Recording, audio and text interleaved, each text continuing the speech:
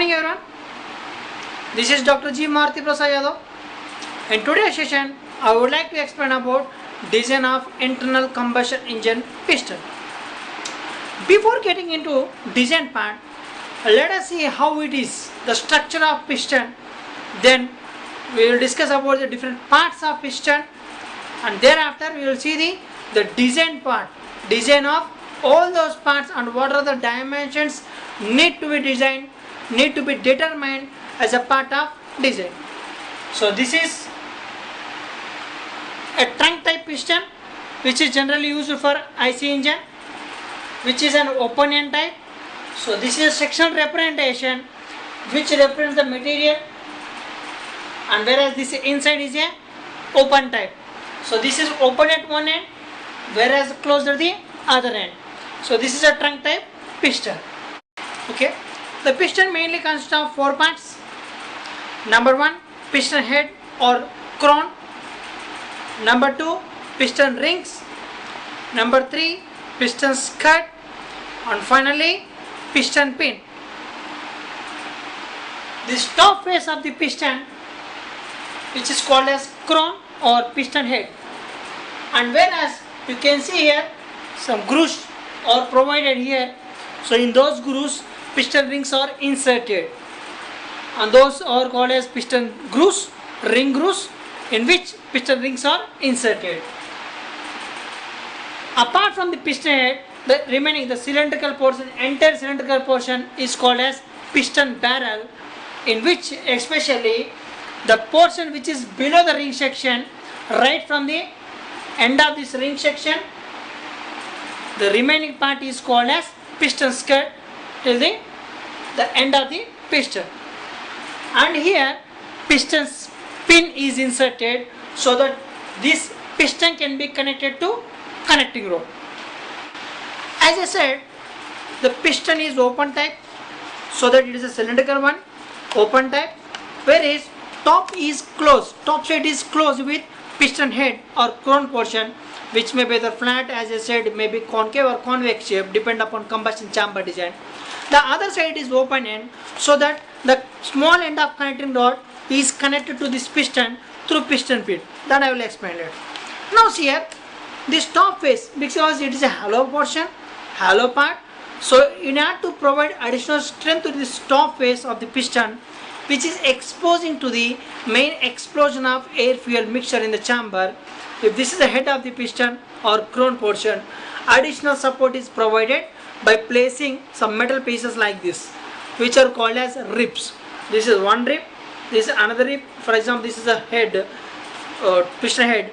This is one rib, another rib, another rib, another rib. If you take four ribs like this, which are placed at 90 degrees exactly in two perpendicular directions like this. These are the two metal pieces, and exactly the two metal pieces. Total four metal pieces to provide the additional support to this head of the piston. And next followed by piston rings. So let us see what is the piston ring. Piston grooves are there.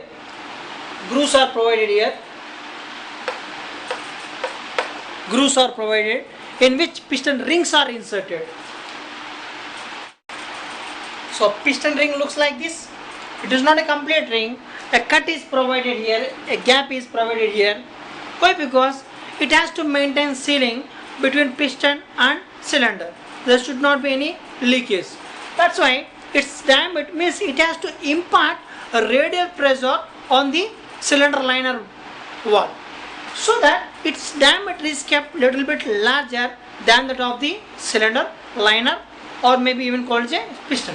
So what happens here? A cutoff is provided here. So while inserting into piston, this is after inserting into piston groove, it is compressed like this, so that gap is provided. Obviously it can be compressed and then it can be inserted into the piston. So once after inserted into the piston, it tries to regain its original shape, and because of which it develops the radial pressure throughout the circumference of the cylinder liner. So likewise, n number of rings are used. Generally 4 to 7 rings are used in the piston, so to maintain the perfect sealing between the piston cylinder. And especially piston rings are two types. One is called as compression rings, or pressure rings. The other is called as oil control rings or oil scrappers. So what is the difference between these two? Actually everything is same, no difference at all in the structure, but only the purpose is different, as piston rings are used to maintain the perfect sealing, but whereas oil ring is used to provide the sufficient lubrication to the cylinder liner. How it is possible means, you see here I have mentioned only 4 rings in this diagram. 1, 2, 3, 4. The fourth groove, it is provided with a small hole at the inside. So through that small hole, oil is supplied. So that ring is mainly used for the purpose of providing lubrication, whereas remain top 3 are used to maintain the perfect sealing. So that's why the top 3 we can call it as a compression rings. The last one we can call it as a oil ring. Generally the last 1 or 2 rings are used for oil supply, which are called as oil rings. Remain top rings or compression rings. And especially even those oil rings are also, when piston is moving from BDC to TDC, then it supply the oil through that hole from inside, and at the same time during the reverse stroke it is scrap the excess oil which is on the cylinder liner, because to avoid the excess oil getting into cylinder, it is scrap the excess oil in the reverse stroke. This is how it functions. So that is, first is piston head, and next is piston rings, and third is mainly piston skirt. As I said, the cylindrical portion below the ring section is called as piston skirt. The cylindrical portion from here, from the end of the piston rings grooves to the end of piston, is called as piston skirt. So what is piston skirt? So piston skirt act as a bearing to the side thrust developed from the connecting rod. How it means, as we all know that piston reciprocates like this from TDC to BDC. If this is the connecting rod, when it is moving up and down, when it reciprocates, connecting rod tilts like this. So connecting rod is tilting, whereas piston is moving reciprocating. When it tilts, for example, if you take when piston move from TDC to BDC, the connector is to start tilting like this. So this connecting rod is trying to push the cylinder trying to push the piston towards one direction, towards transverse direction, so that it apply some pressure on cylinder walls, and in reverse stroke it tilts in the opposite direction in the opposite side also. So because of this angular tilting of connecting rod, it develops side thrust on the cylinder wall. So this is called as side thrust. So to support that, we have to provide sufficient length of the piston here below the ring section. So that sufficient length of piston skirt need to be provided, so that it can limit the bearing pressure build up or developed in the piston because of side thrust.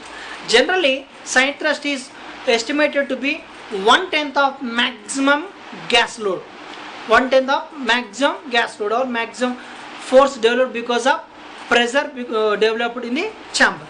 So because of that side thrust, the bearing pressure should be limited to allowable value, which is generally 0.25 Newton per mm square for low speed engines, 0.5 Newton per mm square for high speed engines. This is about the skirt part.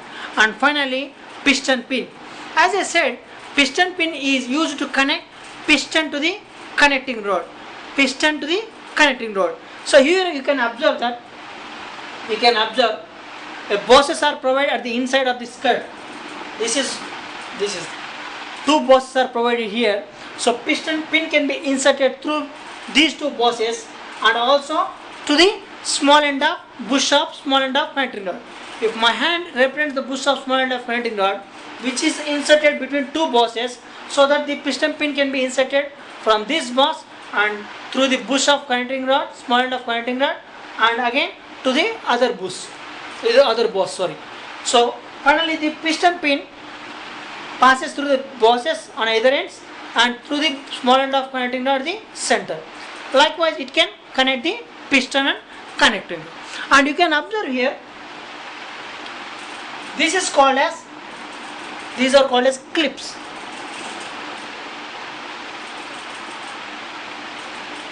Circlips are circular form of clips, ring type clips. Circlips are provided at the end of piston in order to avoid the end movement of the piston and in order to avoid the touching and scoring of the cylinder liner.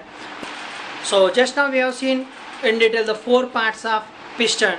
Now let us see what are the dimensions need to be determined as a part of design of piston.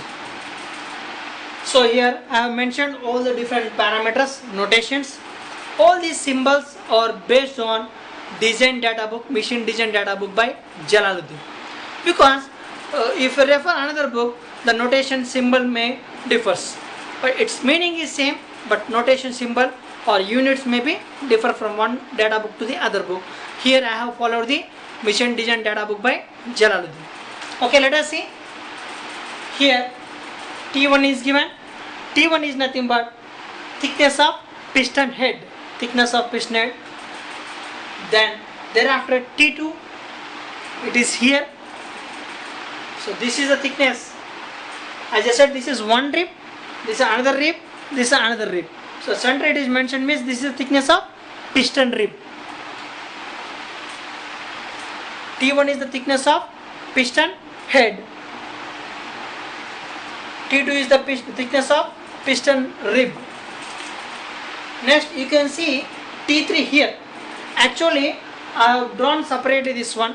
This is a magnified diagram of this part. So now you can see this ring portion I have drawn here. It's a magnification with an enlarged scale so that we can see the dimensions very clearly. So this is a groove, this is a groove. Again I have represented two grooves here. So T3 you can see here, from here to here, means actually the first groove I have mentioned only empty groove. The second one I have drawn one line here, you can see this one.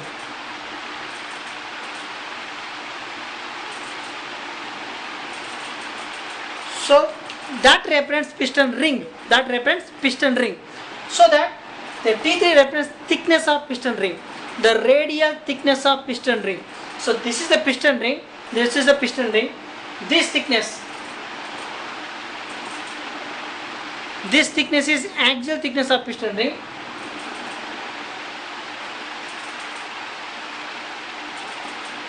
And whereas this thickness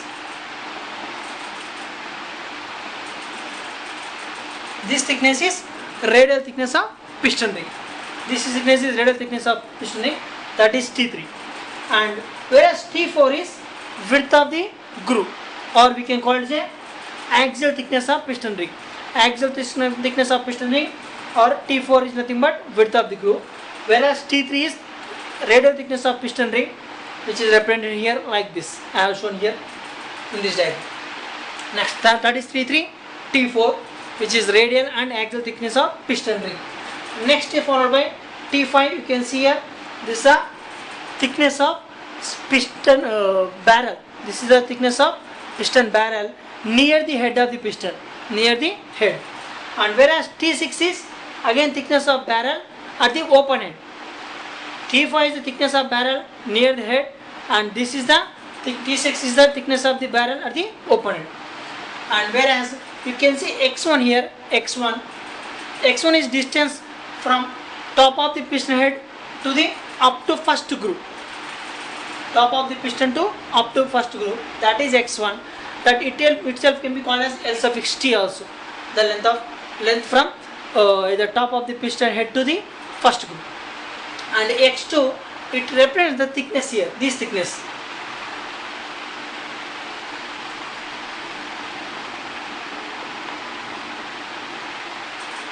This is X2. So that is X2 means the thickness of the land. This is called as a land actually. We can call X1 as a top land. Distance from top of the piston to first groove is called as top land. Whereas this thickness between two successive grooves is called as land. That's why X2 is the thickness of land. And whereas small b represents depth of the groove. Small b represents depth of the groove. And L is the length of the piston which presents inside the small end of connecting rod. So here LT represents, as I said, length of the top line or width of the top line, whereas L suffix R represents the length of ring section, and from the end of the ring section till to the end of this open end of piston, this is L suffix S is the length of the skirt. Summing all together, this L suffix T, L suffix R, L suffix X, from top to bottom, it is called as length of the piston, and whereas capital D is the piston diameter or cylinder bore. Here L represents the length of piston pin which presents in the small end of connecting rod. Here small d represents the diameter of piston pin. So all these dimensions need to be determined as a part of design of piston.